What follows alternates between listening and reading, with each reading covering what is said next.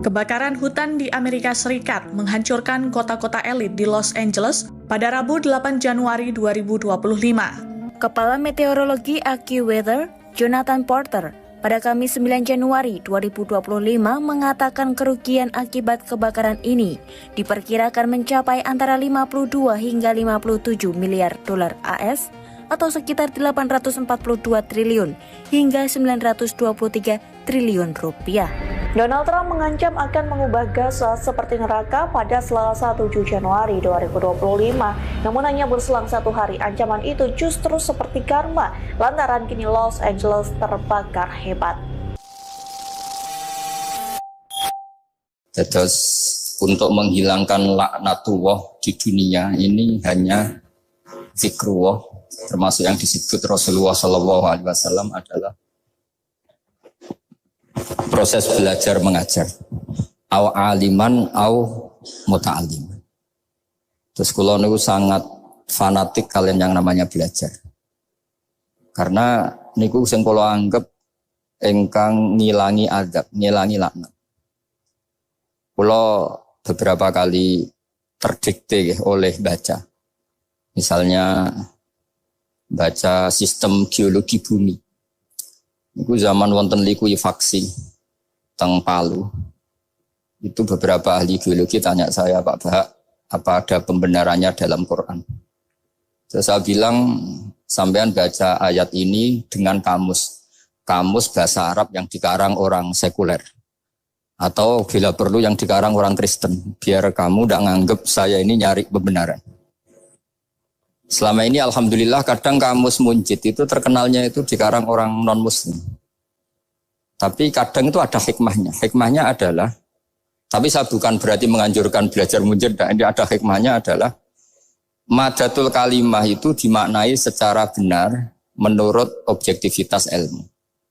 Singkat cerita tak suruh nyari makna maro yamuru mauron. Jadi Allah ngendikan teng surat Tabarok, apa kamu merasa aman? Merasa aman setiap saat man fis sama ayyakhsifa bikumul ardo fa idza hiya tamur. Allah zat yang menguasai langit setiap saat bisa saja melumerkan bumi ini. Jadi melumerkan itu ya bahasa Arabnya tamur itu. Jadi Allah sudah mengingatkan bahwa potensi bumi ini memang likuifaksi karena di bawah ada magma, ada air, ada macam-macam. Kemudian potensi bumi ini juga dihantam oleh benda-benda langit. Sehingga Allah ngendikan innallaha yumsikus samawati wal ardo an tazula wala in zalata in amsakahuma min ahadim min ba'di. Jadi setiap saat mungkin meteor itu menghantam bumi, setiap saat mungkin Mars yang menghantam bumi. Sehingga kalau kita belajarnya itu geologi atau sistem galaksi, itu ketakutan kita ya pada likuifaksi, pada meteor yang jatuh, pada apa.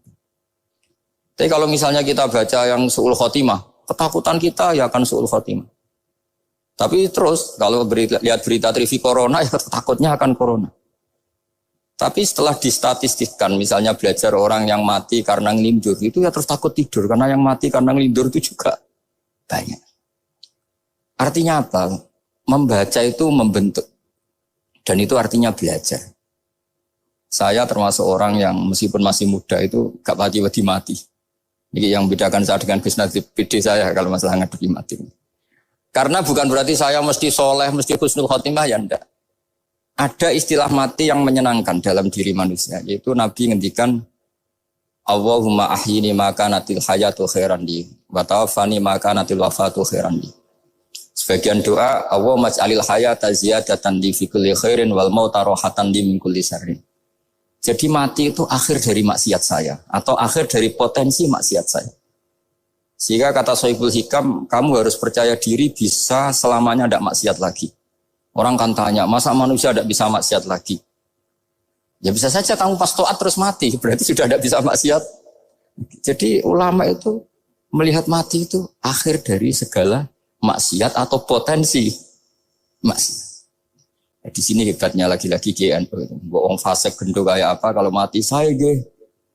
Tonggone menang kabeh, saya nggih menang kabeh. Sesuai kiai ini saya niki mun mboten saged maling, mboten saged korupsi. Oh nggih saya ngene. Itu satu ilmu yang luar biasa. Meskipun ya tentu agak ngawur. Tapi itu bagus. Secara ilmu bagus. Karena al-maut adalah rohatun min kulli syarr. Lagi-lagi yang menyelamatkan itu illa aliman au muta'aliman. Proses belajar mengajar. Saya baca banyak tentang halal haram dalam kitab Imam Ghazali itu. Tak ulang berkali-kali. Saya itu dulu ya gak paham. Karena kitab paling susah di bab Imam Ghazali itu menurut saya kitabul halal wal haram. Termasuk bagaimana cara ngelola amwalus salatin yang terkenal korup. Sementara menyumbang kamu sebagai jaizah. Sebagai hadiah untuk para kiai atau untuk para guru. Itu perdebatannya ulama itu macam-macam. Ada yang bilang haram karena itu potensi haram. Atau memang benar-benar haram. Ada yang bilang boleh. Karena kalau yang pakai kamu untuk kebaikan, kali dipakai mereka ruwet. Kebetulan yang partai ini lebih besar Mas Nadif. Ya alhamdulillah.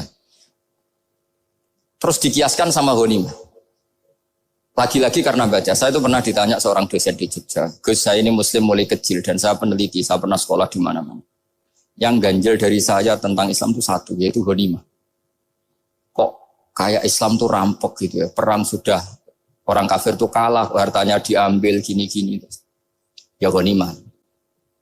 Terus saya memberi analogi, kalau ada garong ke kamu, bawa senpi, bawa pedang, terus kamu mengalahkan garong itu, alat-alat itu kamu kembalikan apa kamu sita? Ya saya sita, nanti dipakai garong lagi. Ya kira-kira seperti itu.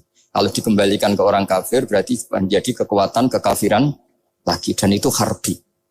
Dia baru nerima. Lagi-lagi ini barokahnya baca.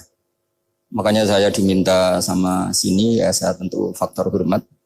Karena bapak saya memang dulu ngaji sama Mbak Dola. Mbah saya itu terkenal wali, yang bapaknya bapak. Itu kalau kesini nyifati Mbak Dola satu.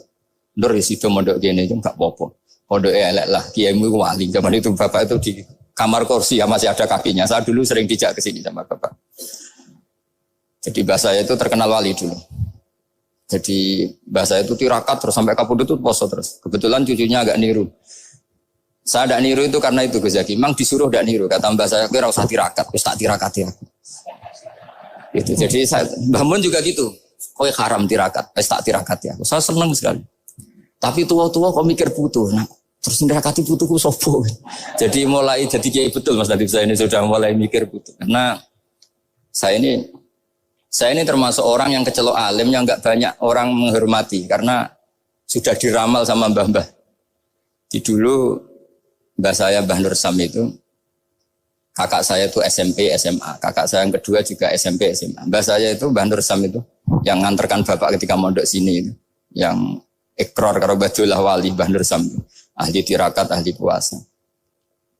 Itu bilang, Nur, anak sing iki aja pondok, aja sekolahno. Sumben sing ngalim ku anak sing iki. Ketika saya sampai tamat SD sama mbah saya Tuban, mbah saya Naruan juga di Sabdo begitu. Singkat cerita sama Mondok Sarang. Mondok Sarang pertama langsung dikenal Mbah Mun, wong anak kiai jadi langsung dikenal. Didoni macam-macam terus jadi wong alim itu gak ada yang ngelem. Biasa aja untuk dongane sepuh-sepuh. Ya sebenarnya agak kecewa, ya, saya inginnya kan dianggap prestasi gitu, ternyata dianggap doanya orang-orang sepuh. Ya, makanya kalau ini kita memiliki ya rodok, ya syukurlah sama Bang Mutamakin sama semuanya, karena tadi, kenapa saya harus cerita ini? Quran sendiri mengakui bahwa orang soleh itu diantara aturannya adalah dzurriyyatam ba'duha min ba'd. Meskipun Allah bisa bikin orang soleh dari mana saja, tapi yang legitimit itu memang dzurriyyatam ba'duha min ba'd. Dan kata zuriyah itu tasmalu auladal inas, kata Ibnu Hajar al-Asqalani, memasukkan turunan yang dari ibu. Meskipun tentu secara wali nikah atau secara disiplin nasab dari ibu itu tidak ngefek. Tapi dari segi fa'innal irqadassas, bahwa sistem tubuh kita itu tetap ada gen dari seorang apa? Ibu. Sehingga banyak ulama tafsir mengatakan zuriyah itu tasmalu auladal inas. Zuriyah itu memasukkan turunan dari apa? Ibu. Bapak saya itu nasabnya nasab wali, jadi mbah-mbahnya itu suka tirakat, suka. Ibu itu nasab kiai. Jadi kalau bapak wiridan itu, kalau istiqomah itu disalahkan sama keluarga ibu. Istiqomah itu salah. Karena ijabu malam yajib, mewajibkan sesuatu yang tidak wajib. Itu masalah secara ilmiah. Mbah Mun itu sering kritik kalau ada pondok kok wajib puasa, wajib merawat itu sering kritik. Itu secara fikih bahaya. Ijabu malam yajib, mewajibkan sesuatu yang tidak wajib. Dan itu kriminal dalam bab fikih. Betul itu, sama cari di Sulam Taufik. Babnya itu ngeri, ijabu malam yajib itu tidak dihitung minal kabair. Dicari sendiri itu di bab Sulam Taufik. Tidak perlu saya sebut, itu parah betul malah cara menvonis Abdullah bin Husain bin Thohir di Sulam Taufik. Ijabu malam yajib. Tapi pondok-pondok yang tirakat tidak kurang dalih. Niki boten majibaken, ngelatih. Boten majibaken tapi napa? Nah, silsilah dari keluarga ibu itu suka ilmu. Sehingga Abdullah bin Mas'ud itu tiap hari itu mensweeping orang yang sering duha. Kalau ada orang duha istiqomah itu disweeping. Awas, harus seminggu sekali, nggak boleh tiap hari. Masa sholat fardu kamu saingi sholat duha? Nggak boleh, fardu tersaingi. Itu Abdul bin masyhur, sampean cari di Al-Hunjah itu. Sayyidah Aisyah kalau ada orang duha tiap hari dimarahin. Dan itu secara konstitusi ilmu benar karena Nabi Qiyamul Lail Ramadan itu hanya 4 hari yang di depan umum. Lainnya itu enggak. Khasyata ayyufradu alaihim kalau dalam sahih takut dianggap fardu. Akhirnya istiqomah itu masalah di keluarga saya yang dari ibu. Nah kebetulan kita ini suka ada istiqomah akhirnya ya seperti ini. Tapi ini ilmu harus kita bicarakan. Tapi yang istiqomah, bapak itu pengagum Badullah. Bapak itu suka sama istiqomah. Karena punya guru dulu Ki Zubedi istiqomah, Badullah istiqomah. Tapi jangan kira Badullah itu hanya istiqomah. Saya punya sanad banyak. Mungkin Gus Zaki lebih tahu. Sering saya diceritain bapak. Badullah itu nak ambek wong fase teman-teman itu rapati cocok. Senajan to majibno fase.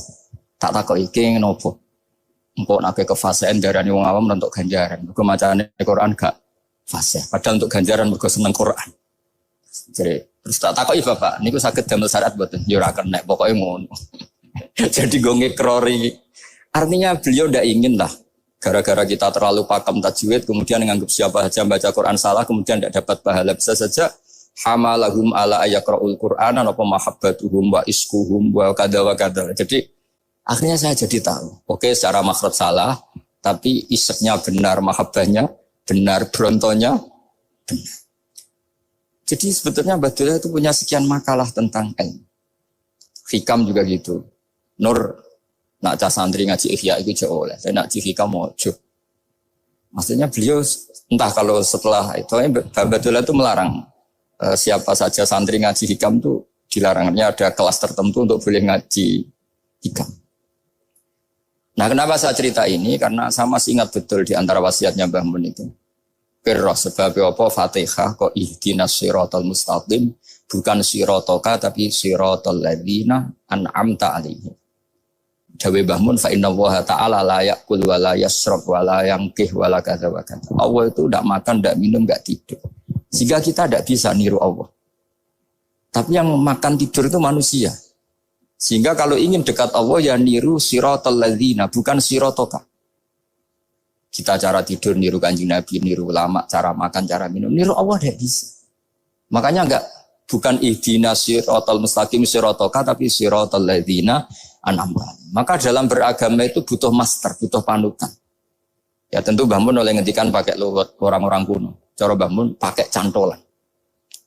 Maka saya punya makalah banyak dari Bapak, dari Mbah Mun, dari Mbah Zubair, dari sampai saya itu hafal sanad sampai Rasulullah SAW. Karena yang bisa mengawal ilmu itu sanad.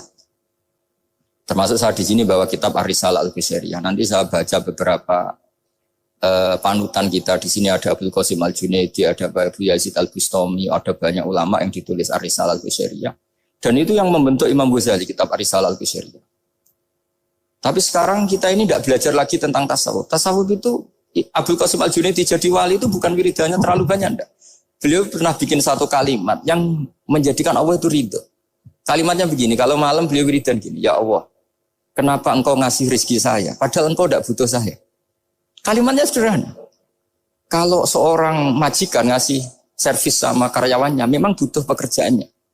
Orang tua ke anak butuh kasih sayangnya. Tapi engkau ini zat yang tidak butuh saya, tidak butuh kita, ngapain ngasih? Jadi punya sisi betapa Allah itu luar biasa, Allah tidak butuh kok. Ngasih itu kan luar biasa. Jadi karena mensifati seperti itu Allah itu ridho. Itu luar biasa. Normalnya orang memberi itu kan, apalagi orang memberi kiai itu kacau sekali. 1.000 jaluk swarga. Salam template 1 juta wae jaluk apa? Swarga itu parah lagi. Nanti kalau enggak masuk surga diundat-undat.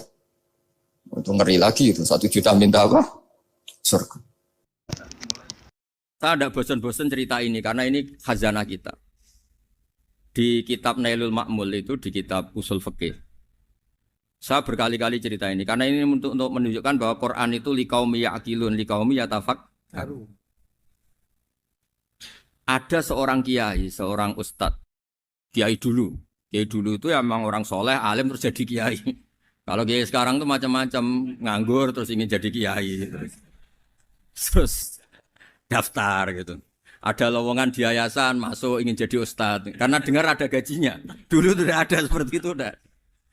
Makanya dulu itu kalau ustadz kiai pasti soleh karena dia alim terus ingin orang lain tuh mendapat ilmunya. Kalau sekarang enggak ada yayasan sehat, guru gajinya sekian. Yang enggak ingin jadi ustadz tuh daftar. Karena ada gaji, apalagi ada kabar, ada gaji, ada mes, ada wah yang daftar banyak. Tapi mentalnya ada kiai sebetulnya. Ya kalau sampean tanya itu baik enggak Gus? Ya setengah baik. Ya maksudnya setengah baik ya ada baik ngajar itu kan baik. Tapi setengah saja karena motifnya itu nyari gaji bukan ingin mencerdaskan umatnya Rasulullah SAW. Itu Imam Amudi itu guru matematika. Saya enggak bosan-bosan cerita ini. Guru matematika. Muridnya sampai takut ini masuk surga ndak. Kiai kok enggak ngajarin istighosa atau tahlil malah ngajarin apa? Matematika.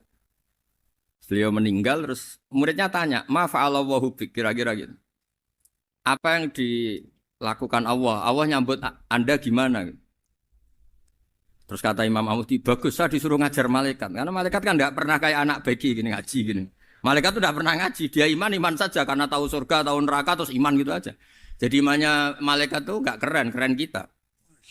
Imannya loh ya. Loh itu yang ngendikan Nabi loh, tidak saya. Nabi pernah tanya sama sahabat, iman yang paling keren siapa? Jawabannya sahabat malaikat. Ya enggak, karuan malaikat iman. Dia yang tahu surga neraka, tahu segalanya masa ada imannya pasti iman lah katanya. Terus ya para sahabat engkau iman ya wajar kan menangi saya, nemuin saya. Yang hebat itu orang-orang yang tidak melihat saya, tidak saya didik tapi tetap iman. Karena dididik akal, ya tadi dididik Quran, apa dididik Quran. Sama siapa? Teks bahasa Arabnya masang. Terus Imam Amudi kata Allah, suruh dia ngajarin para malaikat cara menemukan saya. Malaikat dikumpulin terus Imam Amudi disuruh ngajar. Sama singkat kata-katanya Allah di mimpi itu. Istadilla ala wahdaniyati. Di hadrati malaikati, tolong ajarkan cara menemukan saya padahal Anda ini manusia yang tidak melihat saya. Anda di Jakarta kan lihatnya gedung-gedung. Paling jadi khayal, terus nikmat lah, Anda ikut punya tapi ikut nikmati. Itu orang desa-desa kalau ke Jakarta itu pokrol. Wah di Jakarta itu gedungnya tinggi-tinggi, tidak kayak kampung sini. Lu udah ikut punya, ikut bangga. Di Jakarta orangnya cantik-cantik, tidak kayak orang sini. Padahal dia ya tidak dapat orang cantik gitu. Jadi Allah itu saking pinternya, miskin-miskin ya bisa berkhayal dan bahagia. Nah, itu alhamdulillah betul. Akhirnya itu apa ini anak-anak begini saya tak niati ngajar standar anak-anak akademik. Terus pertama yang diajarkan hanya bilang gini, sama siapa teksnya? Ya malaikat wahai para malaikat. Terus beliau bilang, nisbatus naini wassalasah ila malanihayata lahu nisbatul far'i ilal asli. Angka itu jumlahnya berapapun 2, 3 sampai triliunan. Semuanya itu nisbatul far'i ilal asli. Bin nisbat ilal wahid nisbatul far'i ilal asli. Angka 2 ya cabangnya 1, 3 ya cabangnya 1, 1 triliun ya cabangnya 1. Tetap yang asal usul adalah angka 1. Itu nangis semua malaikat. Cara Jawa itu mandek man kowe iman kaya imanku. Makanya imannya umat Rasulullah SAW itu PD-nya yakinnya kayak imannya malaikat. Kalau Tuhan itu 1. Karena angka enggak bisa dimulai kecuali dengan angka 1. Makanya nisbatus naini wassalasah ila malani hayatalahu iku nisbatul far'i ilal asli. Semuanya itu nisbatnya cabang ke induk. Berarti semua alam raya ini tetap asal usulnya 1. Yaitu qul huwallahu ahad. Nah, itu namanya akal. Umatnya Rasulullah itu ditinggali mukjizat akal lewat panduan Quran, sehingga meskipun kita tidak menangi Rasulullah, tidak menangi sahabat, kita tidak tahu malaikat Jibril, tapi cara iman kita ini tidak kalah keren. Yakin, hakul, yakin. Terus kedua, gambar. Kamu gambar rumah, gambar hewan, gambar apa saja, mesti dimulai satu titik. Entah gambar kamu bagus, entah jelek, tetap dimulai satu titik. Lah titik ini namanya nuqtatul wujud. Semua alam raya dimulai dari satu titik, yaitu nuqtatil wujud. Makanya Quran dimulai bismillah, dan bismillah itu dipilih sama Allah pakai pertama ba. Ba itu ada titik. Itu kata semua ulama. Itu titik itu singkatan dari bi kana makana wa bi yakunu mayakun. Karena saya semuanya ada. Bi itu karena saya. Jadi makanya santri-santri beki tidak usah bayangkan kamu jadi wali terus bisa terbang ke Mekah, tidak usah. Kalau terbang ke Mekah ya sudah umroh aja bayar. Kalau enggak ya maklaran KBH atau apa. Pokoknya cari gratis. Ya gratis kan ya. Dapat orang 10 gratis 1. Terus orang enggak umroh-umroh dirayu-rayu supaya umroh. Repot. Itu pelanggaran fikih itu. Kalau orang punya utang itu wajibnya nyaur utang dulu gitu. Wah, repot. Saya itu juga sering bingung di kampung-kampung. Gus sama umroh. Kenapa? Dapat gratisan. Minta uang saja buat nyaur utang. Enggak boleh. Wah, secara fikih yang wajib itu nyaur utang bukan umroh. Enggak boleh Gus diminta uang, enggak boleh, harus umroh. Udah gitu saya ini bingung Gus mau umroh. Enggak nikmati. Kenapa? Disuruh ngajar Gus. Repot semua kalau ibadah mergawe ya jadi bingung semua. Ya saya mohon anak-anak BK semua yang seneng Quran itu harus seneng sampai kayak saya sehingga tahu mencari Tuhan dengan cara tauhid yang berbasis akal. Itu sedzahir imannya malaikat.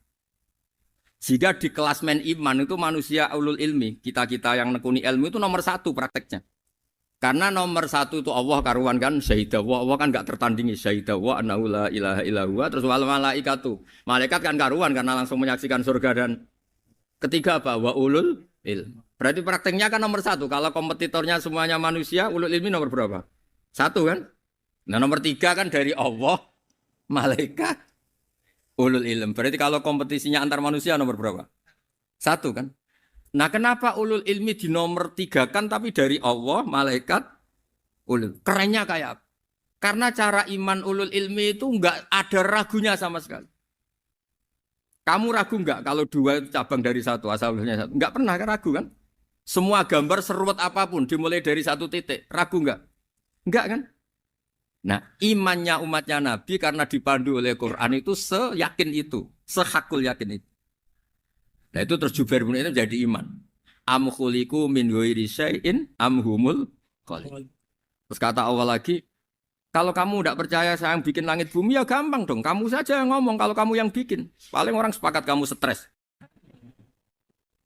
Terus hanya ayat gitu. Am khalaqus samawati wal ard. Kalau kamu tidak yakin Allah yang bikin ya silakan Anda klaim saja kalau kamu yang bikin langit bumi. Bala yuqinun. Kamu juga gak mau kan dibilang stres. Ya, niki ngaji ilmu dulu, nanti bagian terakhir ijazah. Bismillahirrahmanirrahim. Ini riwayatul Bukhari. Haddatsana Abdullah bin Yusuf, haddatsana Les, haddatsana Sa'id al-Maqburi an Nabi Hurairah radhiyallahu anhu qala an-nabiy sallallahu alaihi wasallam. Ma minal anbiya'i nabiyyun illa qad u'tiya minal ayat ma mithluhu amana alaihi al-bashar.